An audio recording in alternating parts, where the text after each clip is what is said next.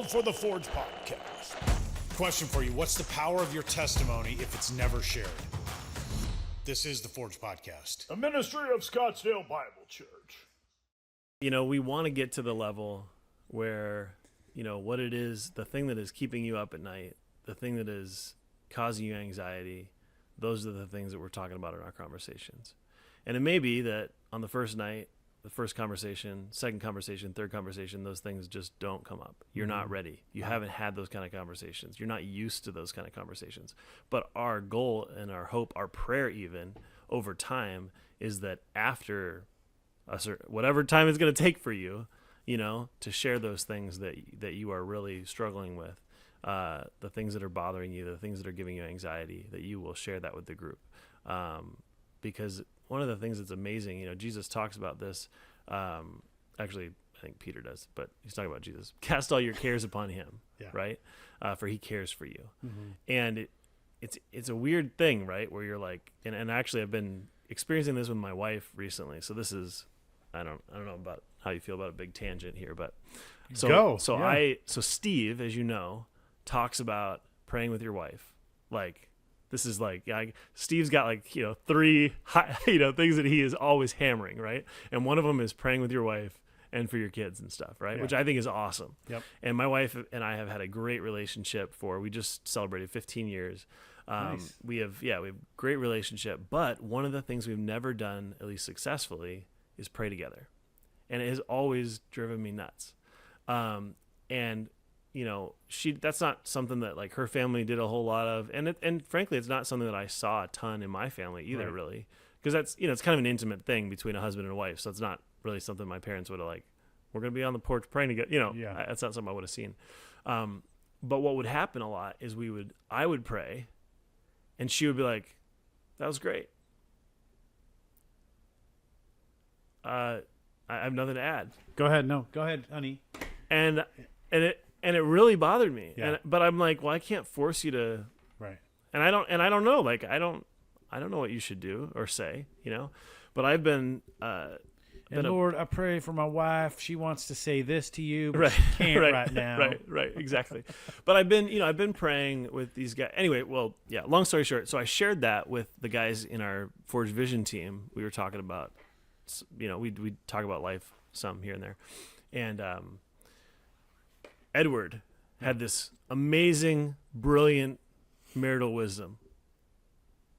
Have her go first. Right? So simple. And I was like, oh, I'm going to try that. And so that was a Thursday, and we have like a couple days a week, we have our parents, like my mom will take the kids for a few hours. Her parents take the kids for a few hours. And so the Sunday was the next time that was going to happen. And so like an hour before the kids were going to come home, I was like, well, let's go for a walk. And one of the things that I think was really helpful is I shared with her actually the conversation I had with those guys. Yeah. You know, where I said, hey, I was kind of talking to these guys and I was saying, I really want to pray with you. We've kind of tried it. It hasn't really worked, whatever. And then Edward had this, brilliant wisdom, right? And so she's like, oh, okay. So I said, you're going first. And so she did. And once or twice a week since then, that was only 6 weeks ago, once or twice a week since then, we've been going for almost an hour for like a prayer walk where she starts every time. Wow. Awesome. And it's been awesome. And she's like, she loves it. And what's cool is, and this is where I think there's a lot of value is, you know, sometimes you'll be praying about something and then something else will pop into your head and you'll be, you know, kind of sharing that with God. And there's your, you know, for me, my wife is standing there with me. We're walking around the neighborhood, so walking next to me. And, you know, she gets to hear something in my heart that I maybe wouldn't have shared with her just because, not that I was like hiding it or didn't want, but it wouldn't have been something I thought of. And over these last 6 weeks or so, that's like, one of the... Who are you? Yeah, well, that's one of the things that, we both have discovered is like things that are on our heart that we didn't really know the other person was... I don't know if wrestling with is the thing, but just, really weighed on. Did the way you pray intimidate her to go second? Like, oh, I can't follow that up. You know, I'm sure there was an element of that. Because I know that's my wife is like, she's mentioned that quite a few times that it's intimidating. I'm like, we don't have to pray like me. Right. Like, just pray. Yeah. it very well may have, but her going first solves that problem too. I love that. Yeah. Yeah. So it's been great. I mean, we've really, really enjoyed it. It's like a highlight of my week now. So what is the moving along? I love that. I'm gonna borrow that from you, who borrowed it from Edward. That's right. He's got so many great one-liners. Oh yeah. I don't know if it's the Egyptian or the Brazilian or what, but Great or the combo. Wisconsin. It can't be that. So what's the vision? You're on the vision team at Forge. What's the vision going forward over the next, short term, next year, next semester? Yeah, so hopefully I don't butcher this because, Robert makes us say it every week, but we're a community of men, Okay. radically devoted to Christ. 2. This one always messes. I always mess up this third one, right? So equip, like, I'm sorry, Robert. I know you're probably going to listen Starts to with this. an A. Adequately equipped for, I don't know. I can't. I always miss this one. Actively- Actively engaged in building the church. Thank right. you. Yeah. For some reason, I've got That's equipped funny. in there, Yeah. and I cannot get it right. So, yeah, actively engaged in building the church. So, man, it has been that vision has really formed. I mean, it's supposed to, right? A sort of a missional vision statement is supposed to form us, but it's been interesting how much we've leaned into that. And it's just been awesome to see our communities grow, right, and see those deepen, right? So we talked about that. The relationships, like getting from that service level to like, hey, what's really keeping you up at night? Right. Radically devoted to Christ. I mean, this is essential as we were talking about our biblical teaching, and I don't know. The older I get, it's like the gospel is just so powerful and essential. Like, and I don't know. It seems like I would get to a certain point where I'd be like, it's great, but like, no, dude, it just gets richer and richer for me. Who Jesus is and why it matters. Like, every day is richer. It's very cool. But actively engaged in building the church, that looks like that can take on many forms. And I think we are really beginning to lean into that from this strong foundation of community of men, radically devoted to Christ. And we're exploring some different things. I don't want to, probably by the time this podcast comes out, it'll be out, but The Bears will have won the Super Bowl. The Bears will have won the Super Bowl, and Cubs will be, mid-July. First. Is that place. how late this is going to come out? I think we're just the vision of the vision team, and I would say this isn't something maybe that we've articulated, but men are made to do stuff and to make a difference. And we end up doing a lot of meaningless things in life, and things that don't make a difference. Yeah. And it kind of leaves us feeling a little bit empty.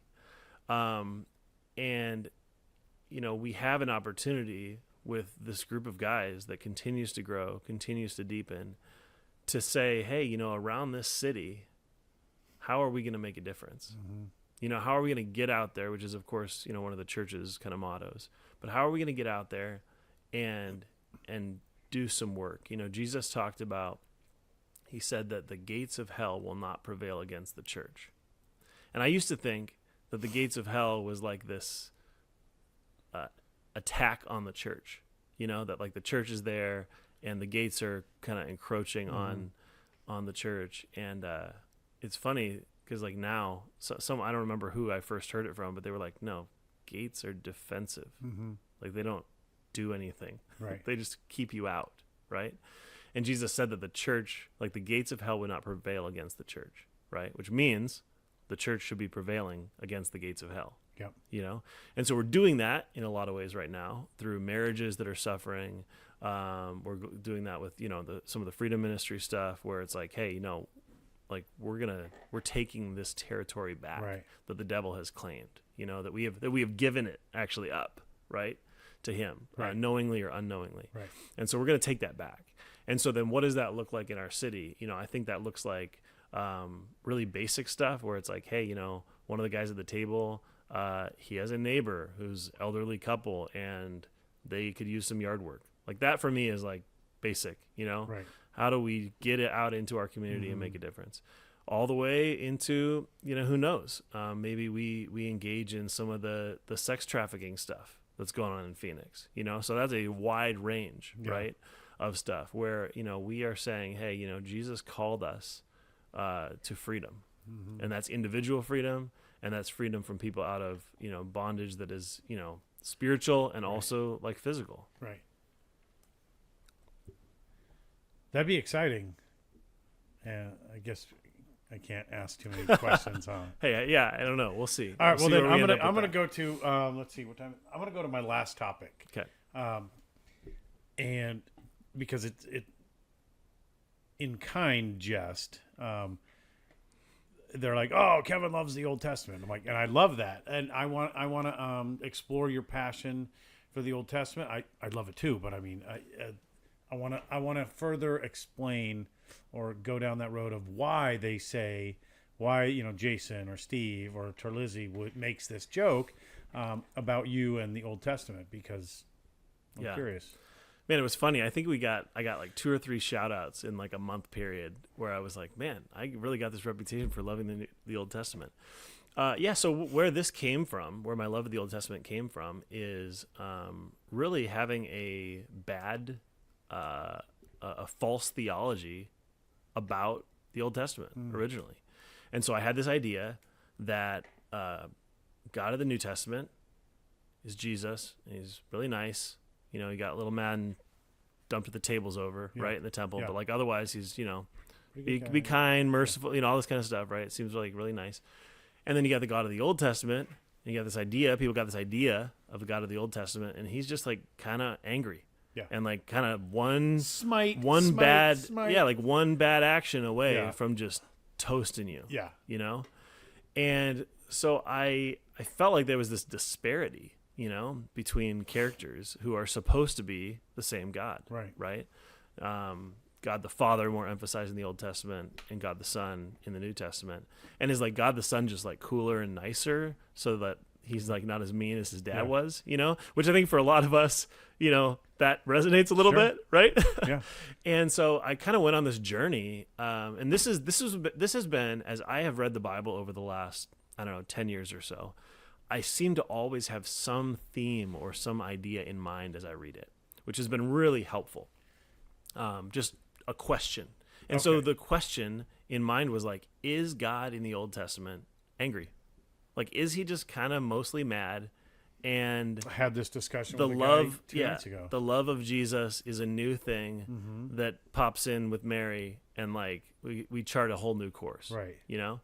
And in my reading, So over 10 years, is there a new question Yeah, or a yeah. new theme that comes Yeah. up every? Okay. yeah, and sometimes like through the year, sometimes through the year, sometimes very heavy in a season, right? Like in 1 month, there's something I'm thinking about, and as I'm reading through the Bible, whatever I happen to be presents reading, itself. it comes up.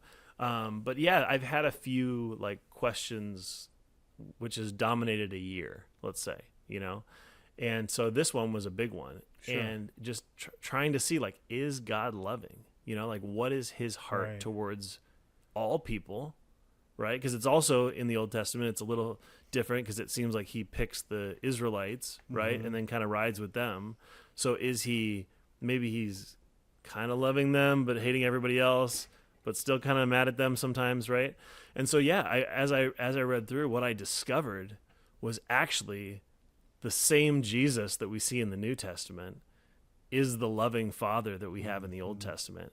And when we read more, when we understand like some of the stuff, and I think it also helped with me having kids. So I have 4 kids, 13, almost 10, 7, and 2. Just turned 2 a couple weeks ago.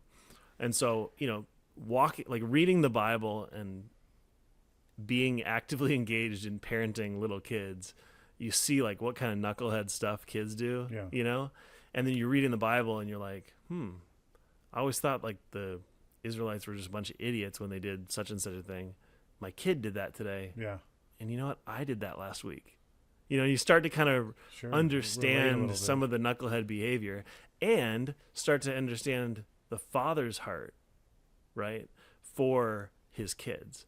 And how, a lot of times where it seems like God's really angry in the Old Testament, He's actually saying, hey, like, I'm desperately trying to avoid giving you the consequences that you very much deserve, Right. but you have to learn this lesson. Right.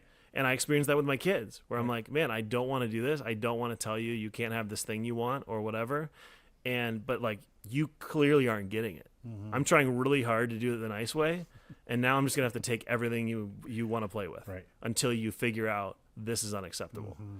And that God cares. Like, a lot of the stuff, I try not to parent against like behavior modification, right? Like, we try to parent to the soul, but we fail at that all the time, right? But God is very much concerned about those things, right? And so when he sets up all of his stuff, all of his reactions, whatever, like, he's really caring about the heart of the people. Do you think? Let me just stop you real quick, and I'll let you go on in a second. But do you think your kids understand when you're teaching to the heart? Do they get, like, I do this all the time with my kids. I'm like, do they even know what I'm talking about? I'm like, your heart, that came out of your heart. Can't you feel that? Like, I'm trying to get them to feel what they just did, because it feels different than just the action of hitting or the action of whatever the offense was. I'm like, do you think your kids do you do a good job of communicating that to them? I don't know if I do. Yeah, so probably not is the answer. Also, man, this is just like part of maturity, right? So like, they cannot understand the way you want them to understand. They can't. Yeah. They cannot do it. And that's really disappointing. Yeah. That's one of my grandpa, he's passed several years ago, but one of the things he would always say is education is wasted on the young. Because they didn't have, and he was a headmaster of this school, and he would say, there's no stuff to tie the education to. Like, when you and I read a book now, like, it has deep meaning, because we've lived life, especially like a spiritual book or, something like that, devotional or whatever. There's deep, I'm reading right now, I'm rereading The Celebration of Discipline by Richard Foster.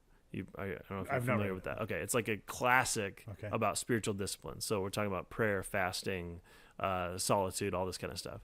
And it is, I have notes in my book that are, like, I was reading this morning, okay? And there's like highlighted sections, and I'm like, oh man, you know what probably happened? I don't think I read this before, but like, I bought a book that someone had returned. That's what I thought. Because there's no way I've read this before, because it was so good. And then I go a little further, and someone has written in the book, and I'm like, that's my handwriting. So I have read this book. So, but I first got that book when I was 14 years old, and I don't remember when I read it after that. But that was 20-something years ago, right? 25 years ago. And so I am a very different person, like, the things that I want from God, I didn't want when I was 14 or 15 or 16, whenever I read that book. I may have read it in college. Either way, 19, let's say, right? Yeah. 20. I mean, come on, I was a knucklehead. And so, to answer your question about the kids, like, of course they don't get it, and it's just a maturing thing. And that's actually a conversation I had recently with a friend of mine. He's in his 50s, and I was like, man, it seems like you're starting to figure things out. And he's like, yeah. And I said, what the heck? You're in your 50s, you know? And he's like, man, that just like is a proof to me that we live for eternity, because like, it's just too short. Yeah. It doesn't make any sense. Right. So imagine being 900. Yeah. I'm like thinking back to some of the originals. Like, Methuselah was like 969, I 960. think. Yeah, he's the oldest guy. Remember that from the old Bible facts. My hope is that by just continuing to hammer that point home, that it gets them to, one day they'll understand how to hear whatever that is, and like, oh, maybe that's what Dad was talking about. I think it matters. I think it's worth doing. I think it's the best way to do it. But there will almost definitely be a bunch of stuff your kids realize when they become parents. 1,000%. Yep. Yeah.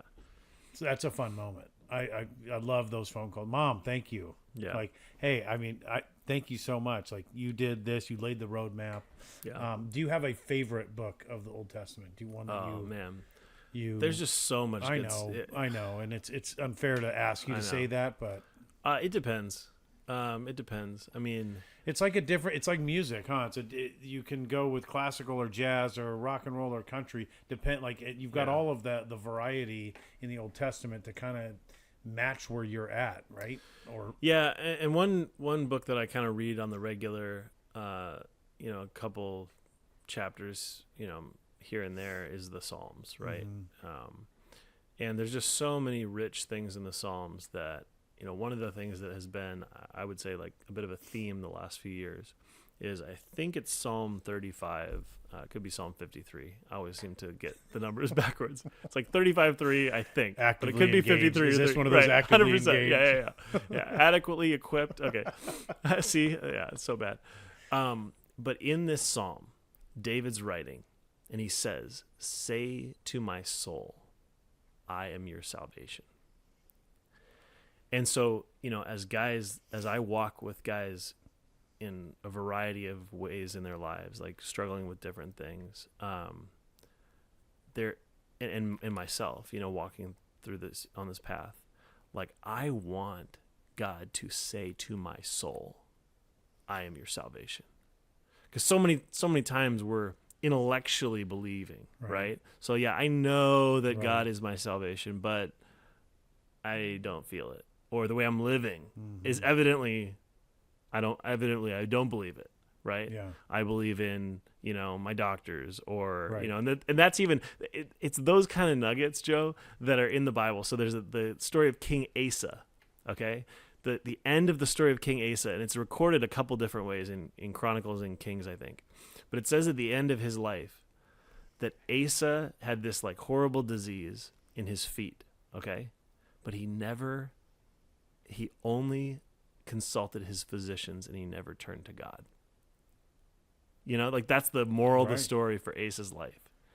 And you're like, man, may that never be what they say about me. Right. And that's nothing against doctors. It's just like, that's not like the great physician is Jesus, Jehovah the Rapha. Healer of our souls, And so I want my first hope, my first, response to something be to go to God, and it's a constant training. Right. And so that's why I ask him. And that's what I love about the Psalms, because sometimes we can like pray stupid stuff and like, you hear somebody pray, you're like, I don't know if that's quite, theologically accurate, but I can pray the Psalms. It's in the Bible, and so I feel like I can very confidently pray. There's a few different prayers that I've prayed over the years. Your Psalms 139, 24, 25. Search me, O God, and know my heart. Yeah. No, I pray that one all the time as well. Another one is I remember you taught on that 2 years ago, year and a half something ago. like that. I still have it written down in my journal, and I'm like, I had to go back to that page until I could remember or memorize the verse or the chapter. Lead me in the everlasting way, right? And I laugh when I pray because I get it mixed up. Yeah, and I'm like, Lord, I'm sorry. You adequately equip it. Yeah. Last thing, I just finished a book. It was I listened to it, but it was. Have you heard of Isaac Kaduri? I don't think so.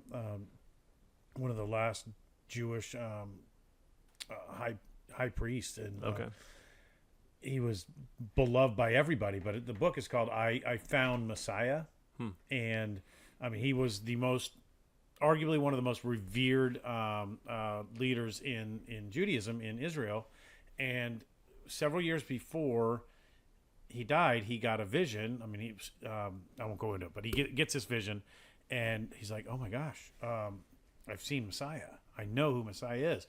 And he writes it on a sheet of paper. And I don't know Jewish customs that much, but it's probably in the book.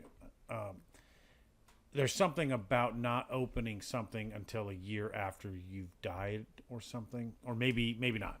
Regardless, he writes it on a note encoded, very much like Hebrews, Old Hebrew. Even Yahweh is kind of encoded. Right. Writes who it is, who he sees, and instructed his people to keep it under lock and key and open it a year after he's dead.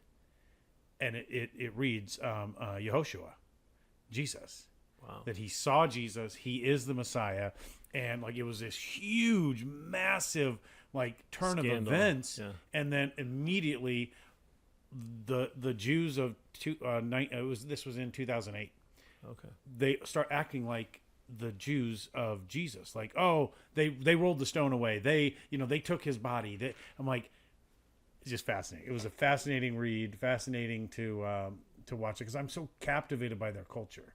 I'm captivated by the Old Testament. I mean, it's all those books about God's people, God chasing his people, wanting their heart. And that carries on to this day, right? There's a whole group of people that God's like, hey, man, come on back. Anyway. Yeah, I mean, God's heart is for his people, and he wants his people, and he wants each person. Mm-hmm. And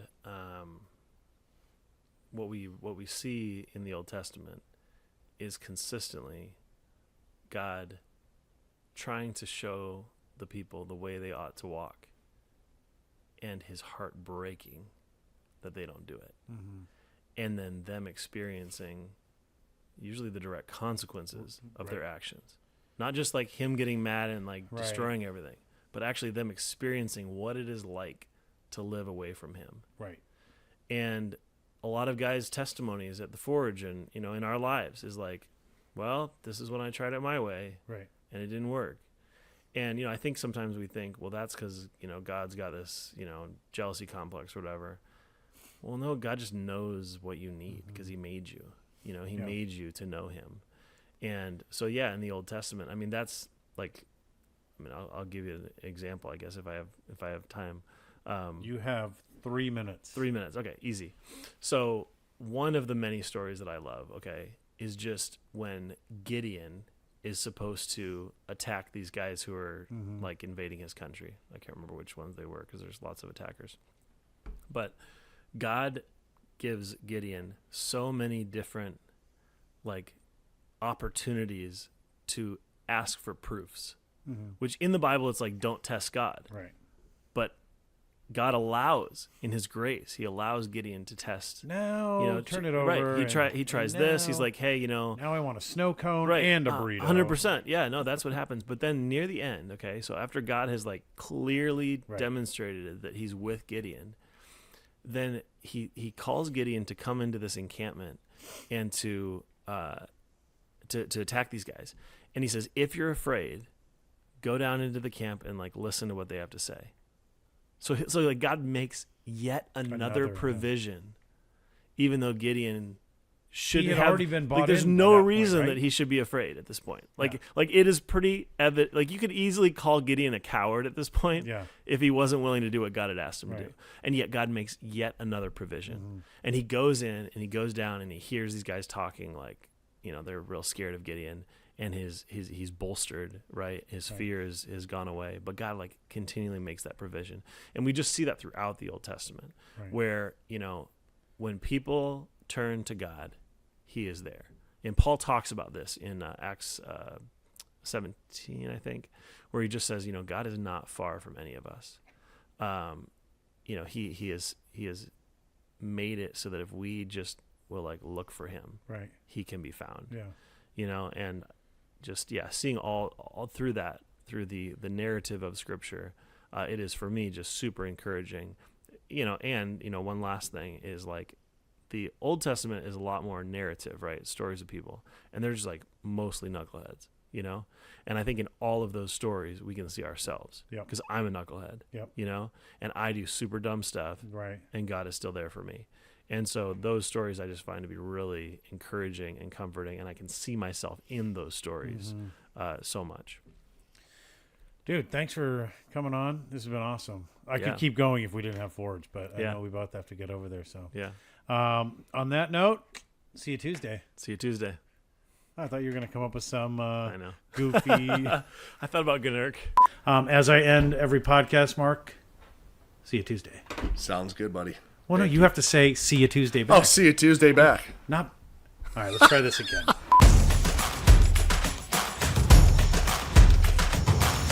Thank you for listening to the Forge Podcast.